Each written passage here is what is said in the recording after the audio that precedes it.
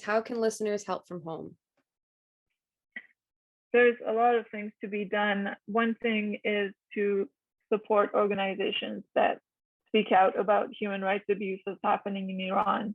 These are organizations that are on the ground, following what's happening and trying to raise awareness.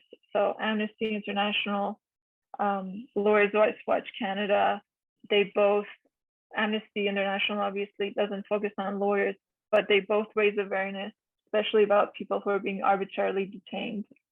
The letters you write on behalf of the people being detained really do make a difference. It's a matter of volume.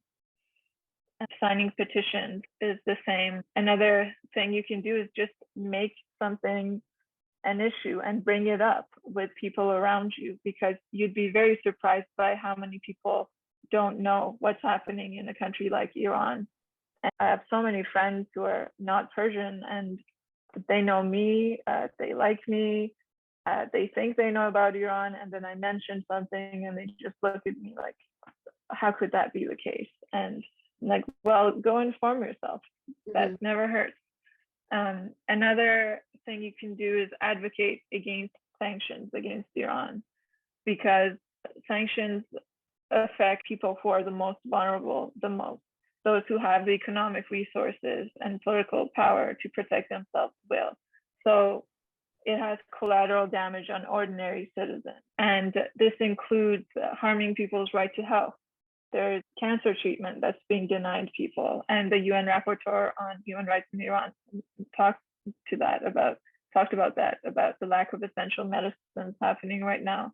Inflation is a huge issue. The data on poverty in Iran is very hard to confirm, but it's believed to be around 60% of people, of the 85 million people who are living on or below the poverty line. Sanctions affect socioeconomic rights. Obviously, the Iranian government, through its choices, is also definitely affecting people's socioeconomic rights, but sanctions make those even worse.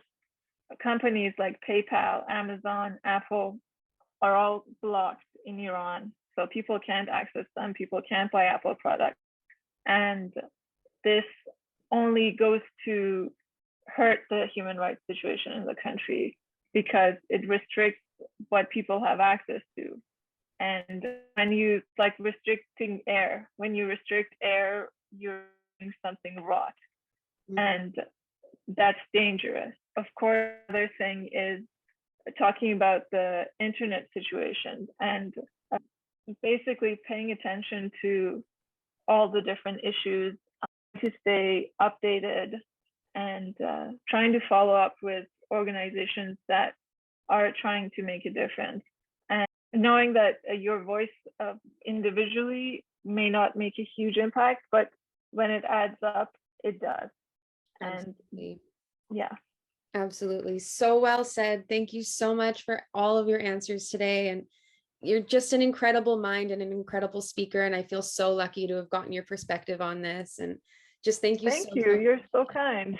Thank you. I appreciate that. I'm very glad that I was given the opportunity to do this. I am so happy that an organization like Global Rights Defenders exists.